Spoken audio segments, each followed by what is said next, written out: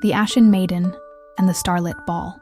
Once, in a land where the sky shimmered with endless constellations and whispers of magic floated in the wind, there was a kingdom known as Lithoria.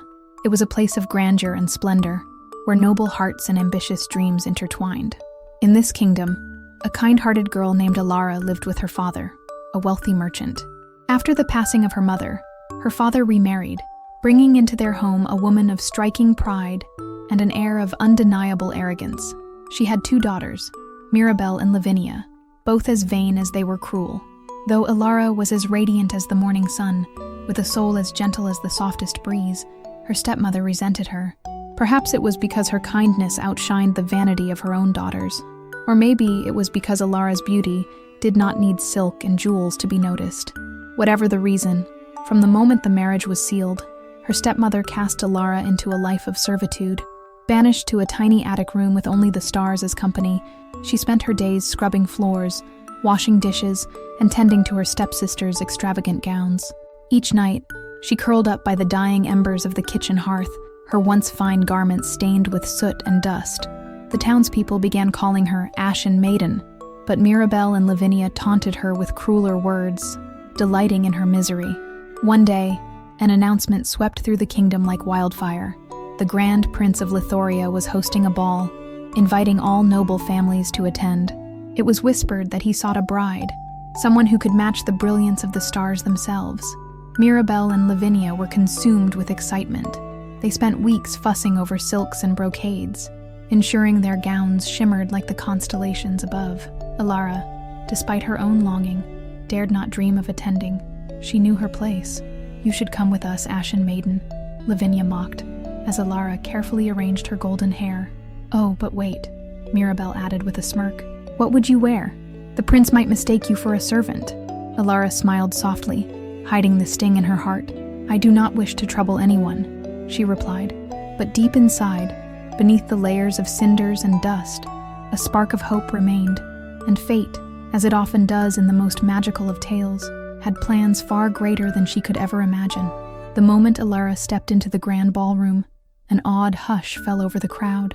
The music faded, and every pair of eyes turned toward her, enchanted by the luminous beauty of the mysterious maiden who had just arrived. Whispers of admiration rippled through the hall. Who was she? Where had she come from? Even the aging king, long accustomed to royal splendor, leaned toward the queen and murmured, "It has been many years since I have seen such grace and loveliness." The prince himself was mesmerized. Without hesitation, he approached Elara, offering his hand with a respectful bow. "May I have this dance?" he asked, his voice filled with curiosity and admiration. Elara nodded, allowing him to lead her onto the polished marble floor. As they moved together in perfect harmony, it seemed as though time itself had paused. Every step she took was effortless, every twirl a mesmerizing display of elegance. The onlookers could do nothing but stare in wonder. When the dance ended, a lavish feast was brought forth, but the prince could not eat. His attention was wholly captured by the mysterious maiden.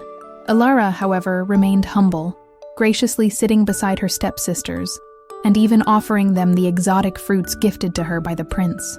They accepted, oblivious to her true identity, though confusion flickered in their eyes.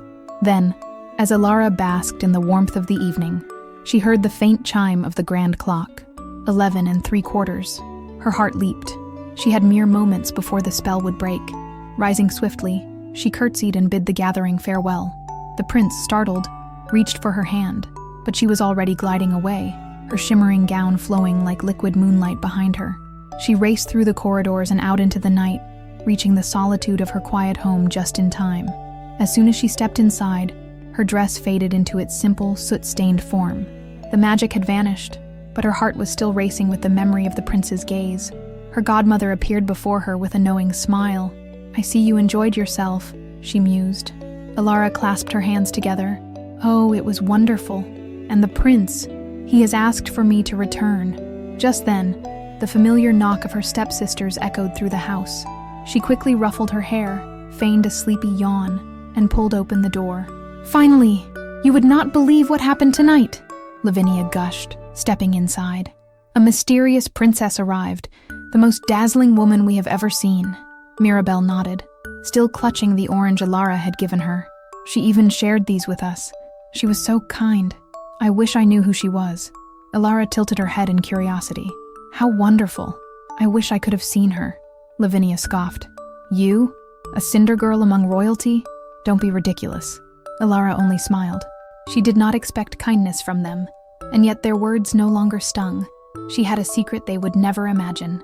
The following evening, the ball was held once more, and this time, Elara returned in even greater splendor.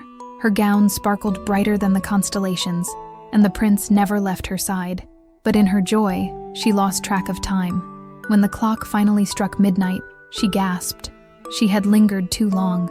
Without another word, she turned and fled, her feet barely touching the ground as she dashed through the grand doors and into the night. The prince called after her, but she did not stop, and in her hurried escape, a single silver slipper slipped from her foot, left behind as the only clue to the identity of the mysterious Ashen Maiden. The prince rushed after her, but the mysterious maiden was swift as the wind. Down the grand staircase she fled, her heart pounding with every step. Yet, in her hurried escape, a single silver slipper slipped from her foot, left behind as the only trace of her presence.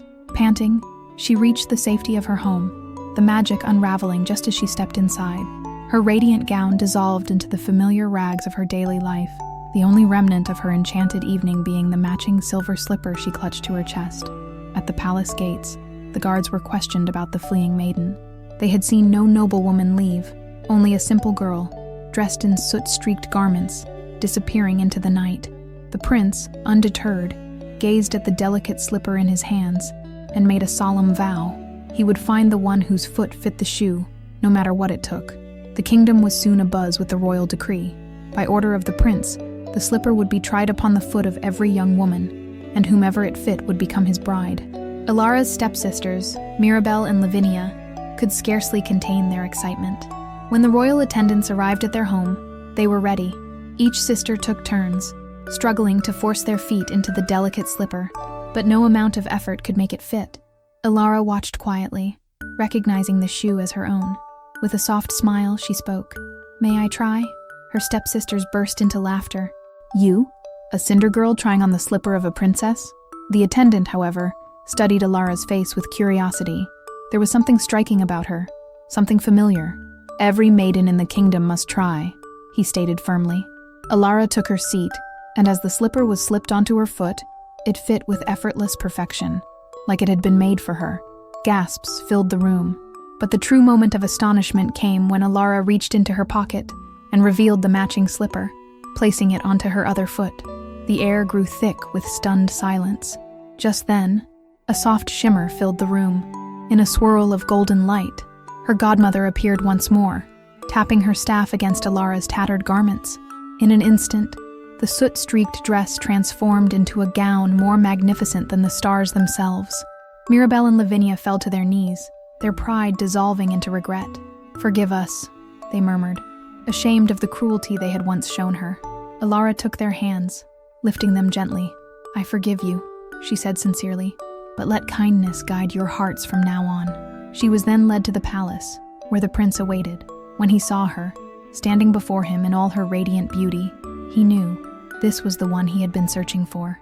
And so, in the days that followed, a grand wedding was held, uniting the prince and the Ashen Maiden in a love as timeless as the stars. True to her kind heart, Elara ensured that her stepsisters found their own happiness, arranging for them to marry noblemen of the court. And thus, a new chapter began, not just for Elara, but for all who learned that kindness, courage, and a pure heart will always lead the way to the most magical of endings. Thank you for joining us on this wondrous adventure. If you enjoyed this tale, be sure to like, share, and subscribe for more enchanting stories. Until next time, may your dreams be as boundless as the stars above. See you in the next story.